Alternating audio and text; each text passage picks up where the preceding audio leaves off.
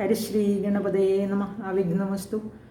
ഓം ശ്രീ സീതാലക്ഷ്മണ ഭരത ശത്രുഘ്ന ഹനുമത് സമേത ശ്രീരാമചന്ദ്രസ്വാമിനേ നമ. എല്ലാവർക്കും എൻ്റെ വിനീത നമസ്കാരം. ശുഭദിനം ആശംസിക്കുന്നു. അതുപോലെ തന്നെ ഭഗവാൻ രാമചന്ദ്രസ്വാമിയും ലക്ഷ്മി ഭഗവതിയും ആഞ്ജനേയ സ്വാമിയും എല്ലാവരെയും അനുഗ്രഹിക്കട്ടെ എന്ന് ആത്മാർത്ഥമായി പ്രാർത്ഥിക്കുന്നു. ഇന്ന് 10-ാം ദിവസമാണ്. ഇന്നലെ നാം ശ്രീരാമസീതാ തത്വം എന്തെന്നറിഞ്ഞു. ലക്ഷ്മണോപദേശം, ശ്രീരാമൻ അനുജൻ ലക്ഷ്മണന് കൊടുത്ത ആ ഉപദേശമെല്ലാം കേട്ടു. അതുപോലെ തന്നെ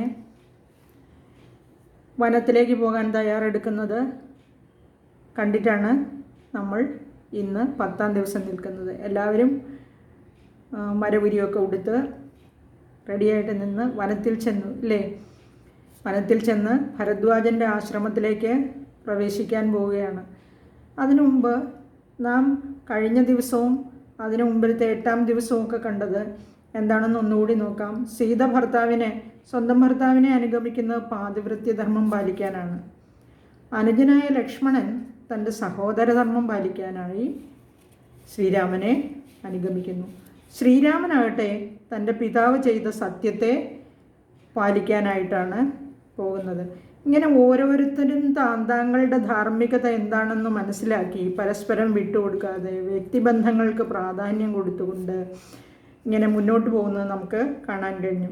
അതുപോലെ തന്നെ ഇന്നലെ കഥയിൽ ലക്ഷ്മണൻ തൻ്റെ ജ്യേഷ്ഠനും ജ്യേഷ്ഠത്തിയും ഉറങ്ങുമ്പോൾ കാവൽ നിൽക്കുകയാണ്. ആളും അമ്പും ഒക്കെ കൈ പിടിച്ച് അമ്പും വില്ലും കയ്യിലേന്തി അഗ്രജനായ ജ്യേഷ്ഠനെ പിതാവിനെ പോലെ കാണണം എന്നാണ് സുമിത്ര ഉപദേശിച്ചത് ലക്ഷ്മണനോട്.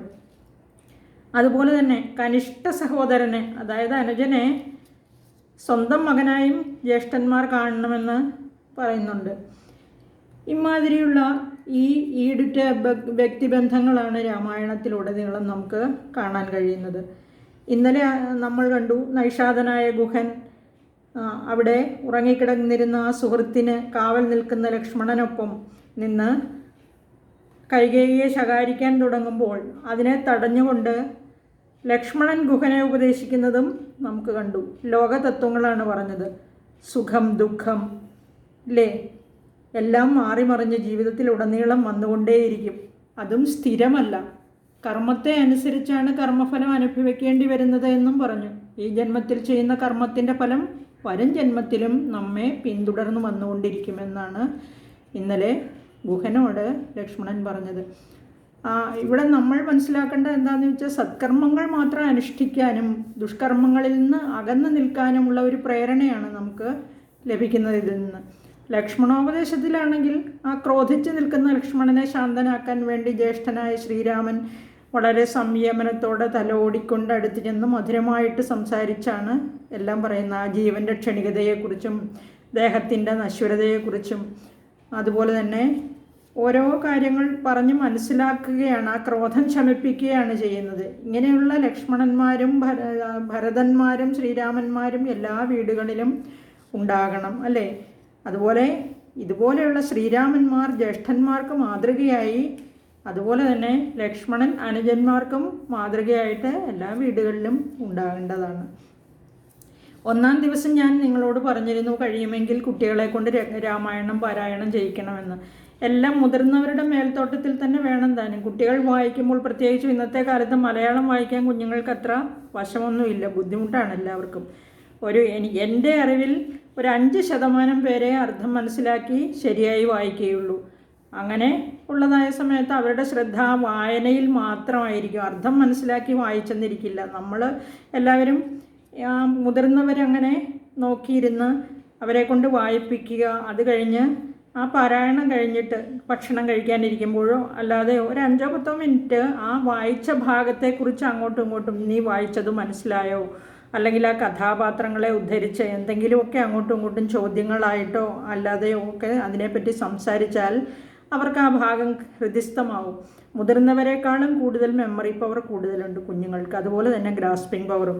അപ്പോൾ അവർ ആ രാമായണത്തിലെ മൂല്യങ്ങളെല്ലാം മനസ്സിലാക്കി തന്നെ സമയനഷ്ടമില്ലാതെ നമുക്ക് കുട്ടികളിലേക്ക് ഈ മൂല്യങ്ങളെല്ലാം എത്തിക്കാൻ സാധിക്കുകയും ചെയ്യും. ശ്രീരാമൻ ഉത്തമനായ ഒരു മകനായിരുന്നു, സംശയമില്ല. മാതൃകാ സഹോദരനായിരുന്നു, മാതൃകാ ഭർത്താവായിരുന്നു. ആ ശ്രീരാമൻ്റെ കഥ ഇന്ന് 10-ാം ദിവസം ഭരദ്വാജ മഹർഷിയുടെ ആശ്രമത്തിലേക്ക് എത്തുകയാണ്. ഭരദ്വാജ മഹർഷിയുടെ ഗുരുവായ വാൽമീകി മഹർഷിയുടെ ആശ്രമത്തിലേക്കാണ് പിന്നീട് പോകുന്നത്. വാൽമീകി മഹർഷി അവിടെ തൻ്റെ പൂർവാശ്രമത്തെക്കുറിച്ചും അതുപോലെ തന്നെ അനന്തരം വാൽമീകിയായി തീർന്ന കാര്യങ്ങളൊക്കെ ശ്രീരാമനോട് പറയുന്നതാണ് ഇന്നത്തെ ഭാഗം. നമുക്ക് ഇന്ന് 10-ാം ദിവസത്തെ കഥ നോക്കാം. ഗുഹനെ തിരികെ അയച്ചതിന് ശേഷം ശ്രീരാമൻ ഒരു മൃഗത്തെ കൊന്ന് എല്ലാവരുമായി ചേർന്ന് ഭക്ഷിച്ചതായി പറയുകയാണ്. ഇപ്പം നിങ്ങൾക്കൊരു സംശയം കാണും, ഇവർ മൃഗത്തെ, അതായത് നോൺ വെജ് കഴിക്കുമോ, ഈ മൃഗത്തെ കൊന്ന് ഭക്ഷണം കഴിക്കുമോ എന്ന് എനിക്ക് സംശയമുണ്ട് ന്യായമായിട്ടും. അതുകൊണ്ടാണ് ഞാൻ ചോദിച്ചത് കേട്ടോ. വിശപ്പകറ്റാൻ വേണ്ടി ഈ മൃഗങ്ങളെ കൊല്ലുന്നതിൽ പാപമില്ല എന്നാണ്. അപ്പോൾ വിശപ്പകറ്റാൻ വേണ്ടിയാണല്ലോ കൊന്നാൽ പാപം തിന്നാൽ തീരുമെന്നാണ് പറയുന്നത്. അതുകൊണ്ട് പാപം ഇല്ലായിരിക്കും. അതുകൊണ്ട് കൊന്ന് ഭക്ഷിക്കുന്നതിൽ തെറ്റില്ല. ആ മാംസം ഭുജിച്ചതിന് ശേഷം വൃക്ഷച്ചുവട്ടിൽ ഇല കൊണ്ട് ശയ്യയുണ്ടാക്കി സീതാദേവിയും ശ്രീരാമനും ഉറങ്ങുകയാണ്. ആ ലക്ഷ്മണൻ പതിവ് പോലെ ആയുധങ്ങളും ആയിട്ട് കാവൽ നിൽക്കുന്നു. പിറ്റേ ദിവസം രാവിലെ എഴുന്നേറ്റ് നിത്യകർമ്മങ്ങളെല്ലാം ചെയ്ത് അവർ സപ്തർഷികളിൽ ഒരാളാണ് ഈ ഭരദ്വാജ മഹർഷി. ആ ഭരദ്വാജ മഹർഷിയുടെ ആശ്രമത്തിനടുത്ത് ഇരുന്നിട്ട് അവിടെ കണ്ട ഒരു ബ്രഹ്മചാരിയായ ഒരു ശിഷ്യനോട് പറയുന്നു, ഇങ്ങനെ ഞാൻ വന്നിട്ടുണ്ടെന്ന് ഭരദ്വാജ മഹർഷിയോട് പറയണം എന്ന് പറഞ്ഞ ഒരാളെ പറഞ്ഞയക്കുകയാണ്. വേഗം ഭരദ്വാജ മഹർഷി അർഘ്യപാദ്യങ്ങളാൽ ഉപചരിച്ച് സൽക്കരിച്ച് ശ്രീരാമനെ അകത്തേക്ക് ആശ്രമത്തിലേക്ക് കൂട്ടിക്കൊണ്ടു പോവുകയും വന്ദിക്കുകയും ഒക്കെ ചെയ്യുന്നു. അപ്പോൾ ഭരദ്വാജ മഹർഷി പറയുന്നുണ്ട്, എനിക്ക് ജ്ഞാനദൃഷ്ടിയ എല്ലാ കാര്യങ്ങളും അറിയാം. ഇങ്ങനെയുള്ള ആ പരബ്രഹ്മസ്വരൂപനായ അങ്ങ് ഈ ആശ്രമത്തിലേക്ക് എഴുന്നള്ളിയതും കാണാൻ സാധിച്ചതും എൻ്റെ മുജ്ജന്മ സുഹൃതമാണ്, എൻ്റെ പുണ്യഫലമാണ്, എൻ്റെ സത്കർമ്മ ഫലമാണ് എന്ന് പറഞ്ഞ് ശ്രീരാമനെ വണങ്ങുന്നുണ്ട്. അന്നത്തെ രാത്രി അവിടെ തങ്ങിയതിന് ശേഷം ശ്രീരാമനും സീതയും ലക്ഷ്മണനും പിറ്റേ ദിവസം രാവിലെ എഴുന്നേറ്റ് പതിവ് പോലെ നിത്യകർമ്മങ്ങളൊക്കെ അനുഷ്ഠിച്ചതിന് ശേഷം വാൽമീകി ആശ്രമത്തിലേക്ക് തിരിക്കുകയാണ്. ഭരദ്വാജാശ്രമത്തിൽ നിന്ന് വഴി പറഞ്ഞു കൊടുക്കുകയാണ്. ആ ഭരദ്വാജൻ്റെ ഗുരുവാണ് വാൽമീകി മഹർഷി. അങ്ങനെ അവർ പറഞ്ഞു കൊടുത്തതനുസരിച്ച് കാളിന്ദി നദി കടന്ന് അവർ മനോഹരമായ ചിത്രകൂടത്തിലെത്തുകയാണ്. ചിത്രകൂടാചലത്തിലെത്തി അവിടെ വാൽമീകി മഹർഷിയുടെ ആശ്രമത്തിലെത്തുമ്പോൾ വാൽമീകി മഹർഷിയും അവരെ വളരെയധികം സന്തോഷത്തോടെ ആനന്ദ ബാഷ്പത്തോടെ എന്ന് എഴുതിയിരിക്കുന്നത്, അതായത് സന്തോഷം കൊണ്ട് നിറഞ്ഞ കണ്ണുകളോടെ വാൽമീകി മഹർഷി അവരെ ചുംബിച്ച് സ്വീകരിക്കുകയാണ്. അവർക്ക് ആഹാരങ്ങളും പാനീയങ്ങളും ഒക്കെ കൊടുത്ത് അങ്ങനെ സൽക്കരിച്ച് മഹർഷിയെയും ശ്രീരാമനും സീതയും ലക്ഷ്മണനും വന്ദിക്കുന്നു. ആ ശ്രീരാമൻ മഹർഷിയോട് തനിക്ക് അനുജനോടും സീതാദേവിയോടും ഒരുമിച്ച് സ്വസ്ഥമായി വസിക്കാൻ ഒരു സ്ഥലം കാണിച്ചു കൊടുക്കണം. ഇങ്ങനെ നിങ്ങളെപ്പോലെയുള്ള മഹർഷികൾ താപസന്മാരൊക്കെ താമസിക്കുന്ന സ്ഥലത്ത് താമസിക്കുന്നത് തന്നെ പുണ്യമാണ്. അതുകൊണ്ട് ഇവിടെ എവിടെയെങ്കിലും എനിക്കും ഒരു സ്ഥലം വേണം സ്വസ്ഥമായിട്ടിരിക്കാൻ എന്ന് പറയുന്നു. അപ്പോൾ മഹർഷി ഇങ്ങനെ പറയുകയാണ്, സർവ്വലോകങ്ങളിലും നിറഞ്ഞു നിൽക്കുന്ന ഭഗവാനാണ് അവിടുന്ന്. ആ സർവ്വലോകങ്ങളിലും അവിടുന്ന് നിറഞ്ഞു നിൽക്കുന്നു. ഈ 14 ലോകങ്ങളും അങ്ങയിൽ അടങ്ങിയിരിക്കുന്നു. അങ്ങനെയുള്ള ആ നിന്തിരുവടി വാസസ്ഥലം ചോദിച്ചതിനാൽ ഞാൻ പറയുകയാണ്, ശാന്തരായി സമാധാനത്തോടെ. ഇനി എവിടെയെല്ലാം ഭഗവാൻ ഉണ്ടെന്ന്, എവിടെയാണ് വസിക്കുന്നത് എന്നാണ് ഇനിയുള്ള വരികളിലെല്ലാം പറയുന്നത്. അതാണ് ശാന്തരായി സമാധാനത്തോടെ സന്തോഷത്തോടെ ദ്വേഷചിന്തകളൊന്നുമില്ലാതെ സമഭാവനയോടെ അങ്ങയെ ഭജിക്കുന്നവരുടെ മനസ്സാണ് അവിടുത്തെ സുഖവാസമന്ദിരം എന്ന് പറയുകയാണ് ആദ്യം. പിന്നെ ധർമാധർമ്മ ചിന്തകളൊന്നുമില്ലാതെ അങ്ങയുടെ തൃപ്പാദം മാത്രം, നമുക്ക് ചുറ്റും എന്ത് നടന്നാലും ഒന്നും അവരറിയില്ല. അങ്ങനെ ആ തൃപ്പാദങ്ങൾ മാത്രം, ആ പാതാരവിന്ദങ്ങൾ മാത്രം ചിന്തിച്ച് ആ ഭക്തിയോടെ ജീവിക്കുന്ന അങ്ങനെയുള്ളവരുടെ ആ ഭക്തന്മാരുടെ മനസ്സ്, ആ ഭക്തന്മാരുടെ ചിത്തസരോജം അവിടത്തേക്ക് സുഖവാസ മന്ദിരമാകുന്നു. നിത്യവും അവിടുത്തെ ശരണം പ്രാപിക്കുന്ന, അവിടുന്ന് മാത്രം ശരണം എന്ന് വിചാരിക്കുന്ന, മറ്റുള്ളവരുടെ ഉയർച്ചയിൽ അസൂയയില്ലാത്തവരായ, ഒന്നിലും ആസക്തിയില്ലാത്തവരായ, അവിടുത്തെ നാമം എപ്പോഴും ജപിക്കുന്നവരായ ഉത്തമന്മാരായ ഉത്തമന്മാരുടെ മനസ്സുകളാണ് അവിടുത്തെ സുഖവാസ മന്ദിരം. അഹങ്കാരമില്ലാത്തവരായ, സ്നേഹസമ്പന്നരായ, വിദ്വേഷ ചിന്തകളില്ലാത്തവരായ, ലോഷ്ടാശ്മകാഞ്ചന തുല്യമതികളാം എന്ന് എഴുതിയിരിക്കുകയാണ്. ആ ലോഷ്ടാശ്മകാഞ്ചനം എന്ന് പറഞ്ഞിരിക്കുന്ന സ്വർണം, മൺകട്ട, കല്ല്, കാഞ്ചനം സ്വർണ്ണമാണ്. ലോഷ്ടാശ്മകാഞ്ചന തുല്യമതികൾ എന്ന് പറഞ്ഞിരിക്കുന്നത് ഈ 3 വസ്തുക്കളും, കല്ലും അതുപോലെ മൺകട്ടയും ഒരു സ്വർണ്ണക്കട്ടിയും കൂടെ അടുത്ത് വെച്ചാൽ ഇത് 3 ഒരേപോലെ കാണും. അവർക്കൊന്നിനോടും ആസക്തിയില്ല.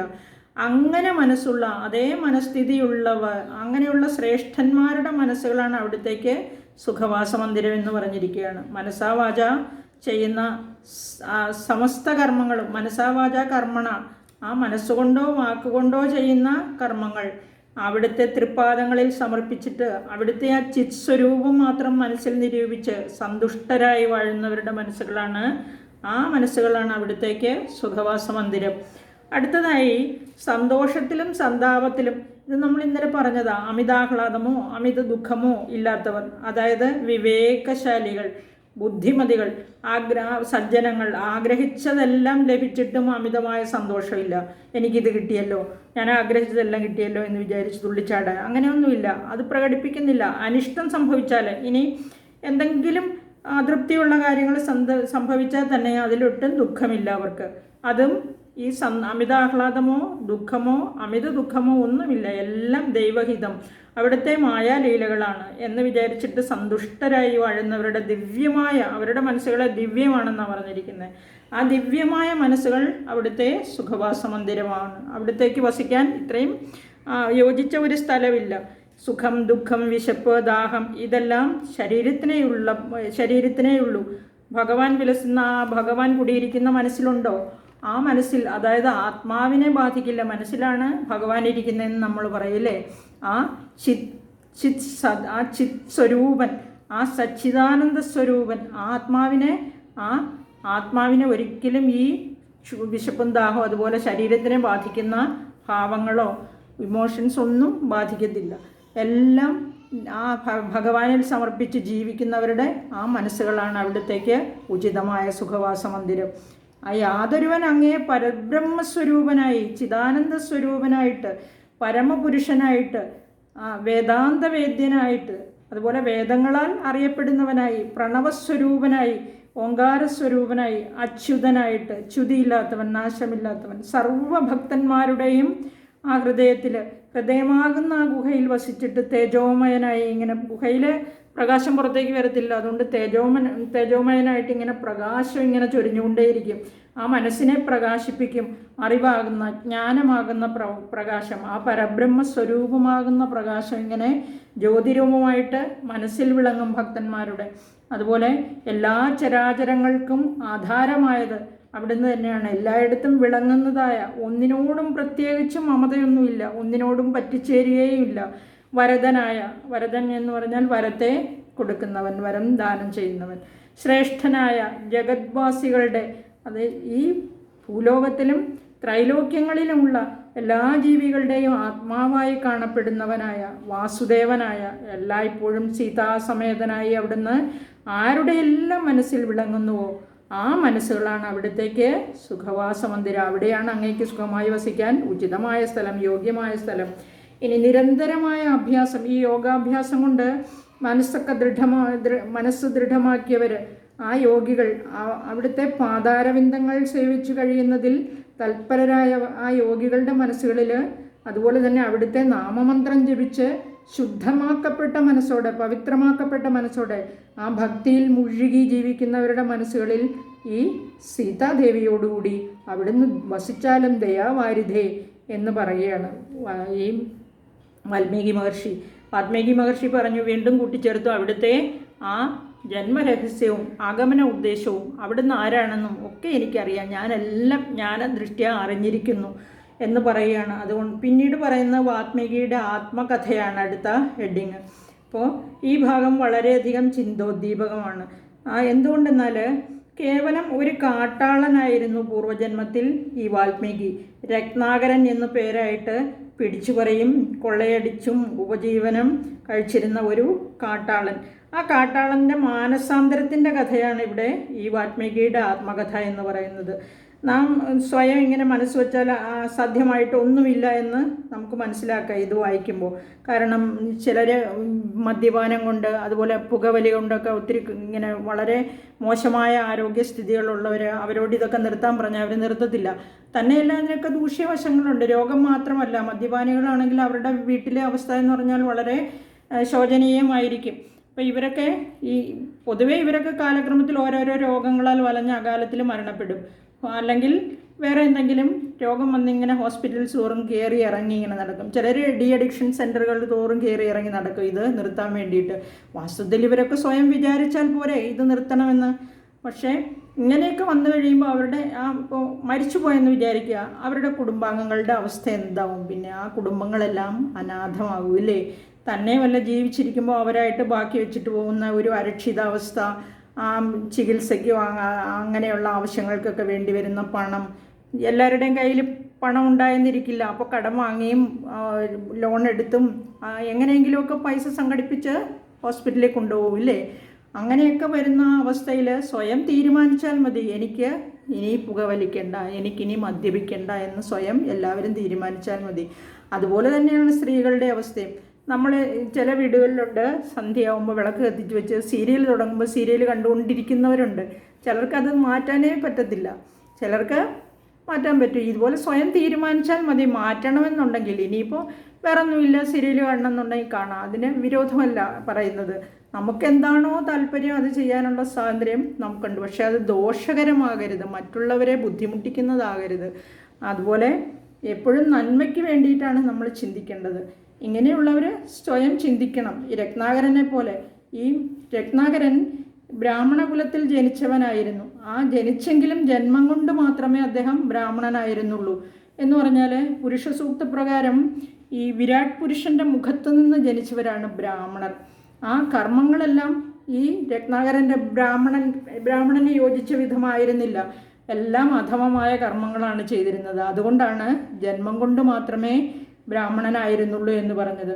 ഈ ബ്രാഹ്മണൻ, അതായത് ബ്രഹ്മജ്ഞാനമുള്ളവനെയാണ് ബ്രാഹ്മണൻ എന്ന് പറയുന്നത്. അവരുടെ ഒരു അർച്ചന, ദാനം, അജേത, അവധ്യത ഇവയൊക്കെയാണ് ഈ ബ്രാഹ്മണൻ്റെ പ്രത്യേകതകളായിട്ട് പറയുന്നത്. കർത്തവ്യങ്ങളാണെങ്കിലോ ബ്രാഹ്മണ്യം, അതായത് വംശത്തിൻ്റെ പവിത്രത കാത്തു സൂക്ഷിക്കുക. പ്രതിരൂപചരത്വം എന്ന് പറഞ്ഞാൽ കർത്തവ്യങ്ങൾ എന്തൊക്കെയാണോ അവരിൽ ഏൽപ്പിച്ചിരിക്കുന്നത് അതെല്ലാം പാലനം ചെയ്യുക. പിന്നെ ലോകത്തെ ഉദ്ബുദ്ധമാക്കുക.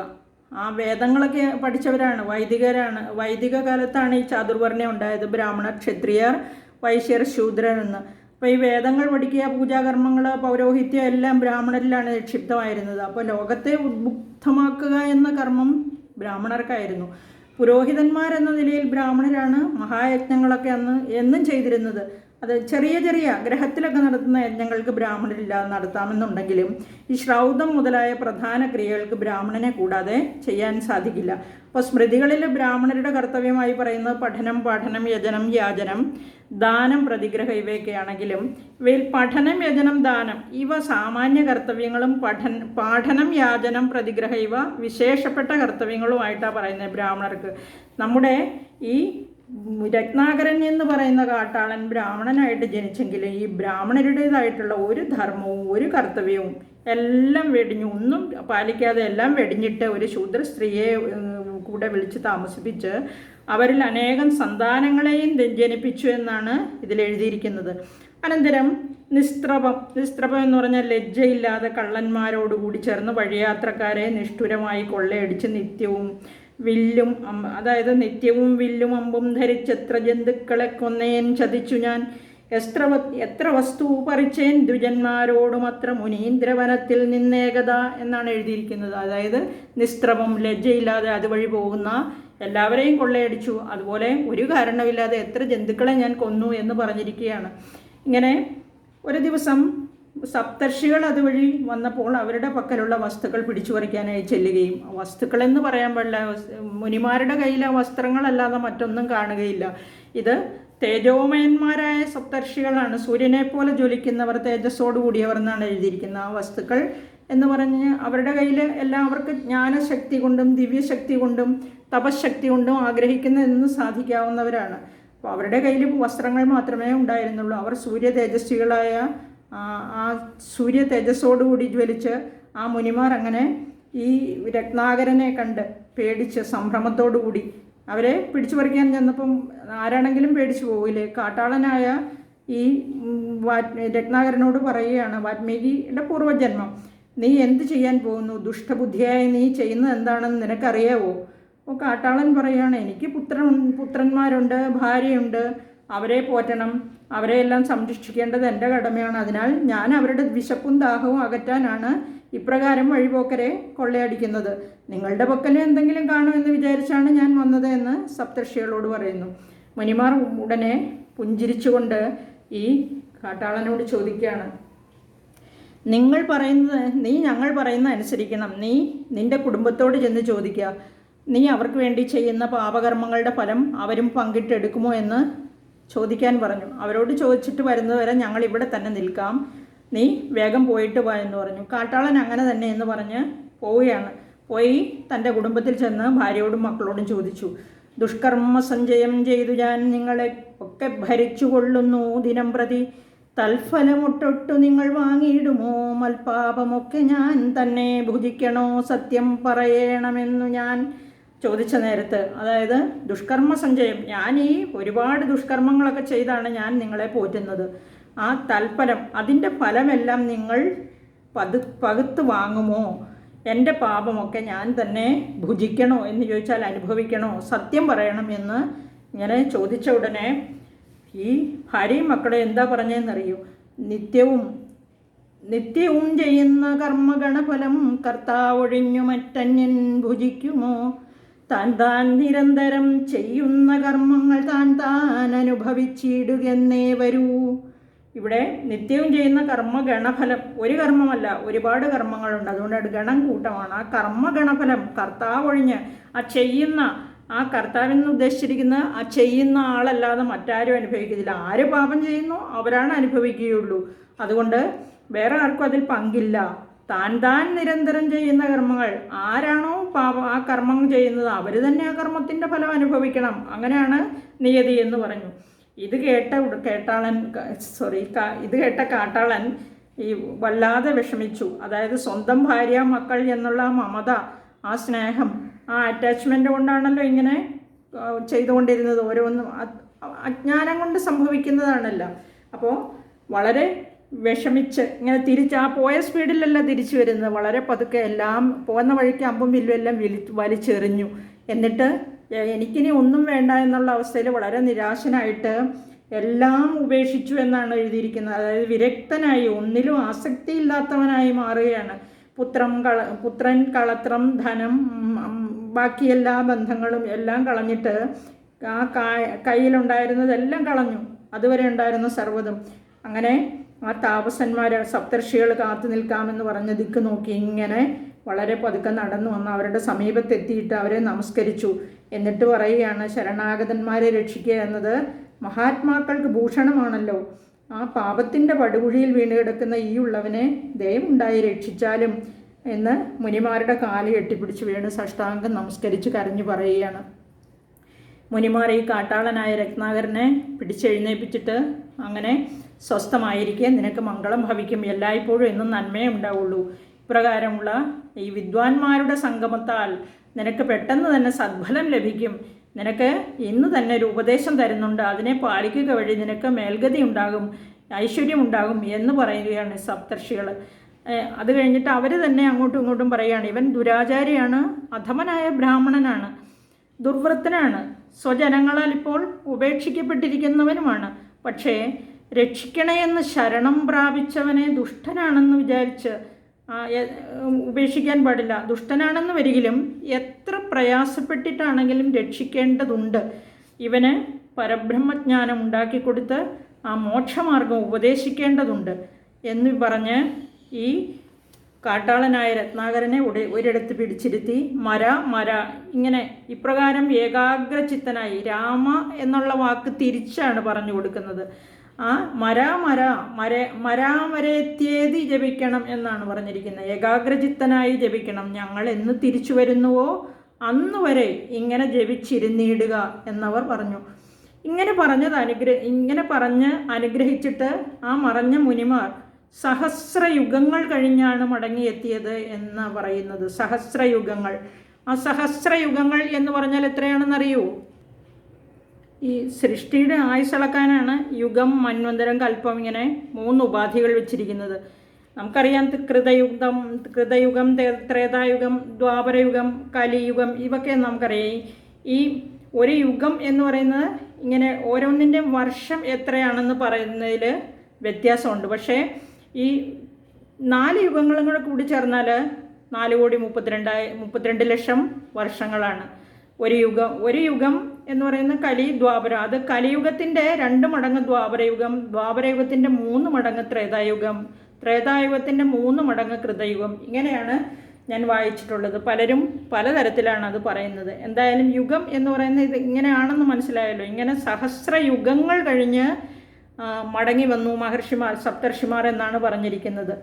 ഇനി ആ സഹസ്രയുഗങ്ങൾ കഴിഞ്ഞ് മടങ്ങി വന്നു കഴിഞ്ഞപ്പോഴേക്കും ഈ രത്നാകരൻ ഇരുന്ന സ്ഥലം പുറ്റുകൊണ്ട് മൂടിയിരുന്നു. ആ പുറ്റുകൊണ്ട് മൂടിയിരുന്നു. അതുകൊണ്ട് തന്നെ ആ മൺപുറ്റ് മാത്രമേ കാണാനുള്ളൂ. പക്ഷേ മുനിമാർ തിരിച്ചു വന്നപ്പോൾ ആ സ്ഥലത്ത് വന്നിട്ട് പുറത്തു വരൂ എന്ന് പറഞ്ഞു. പുറത്തു വരൂ എന്ന് പറഞ്ഞ ഉടനെ മൺപുറ്റ് പിളർന്ന് ഈ സൂര്യതേജസ്സോടെ നിൽക്കുന്ന ആ സപ്തർഷിമാരെ നമ്മുടെ കാട്ടാളൻ കാണുകയാണ്. ആ കാട്ടാളനായ രത്നാകരനെ നോക്കി ആ മുനിമാർ പറഞ്ഞു, വൽമീക മധ്യത്തിൽ നിന്നും പുറത്തു വന്ന നീ വാൽമീകി എന്ന പേരിൽ അറിയപ്പെടും ഇനി മുതൽ. വേദങ്ങളെല്ലാം നിനക്കിപ്പോൾ അറിയാം. നീ പണ്ഡിത ശ്രേഷ്ഠനായി തീർന്നിരിക്കുന്നു. ബ്രഹ്മത്തെ അറിയുന്നവനായി നീ അറിയപ്പെടും. അന്ന് മുതൽ ഞാൻ ഇങ്ങനെയാണ് എന്ന് ഈ ശ്രീരാമചന്ദ്രനോട് കഥ പറഞ്ഞ് അവസാനിപ്പിക്കുകയാണ്. അതുകൊണ്ട് പ്രഭോ, എല്ലാം ആ രാമനാമത്തിൻ്റെ പ്രഭാവം തന്നെ.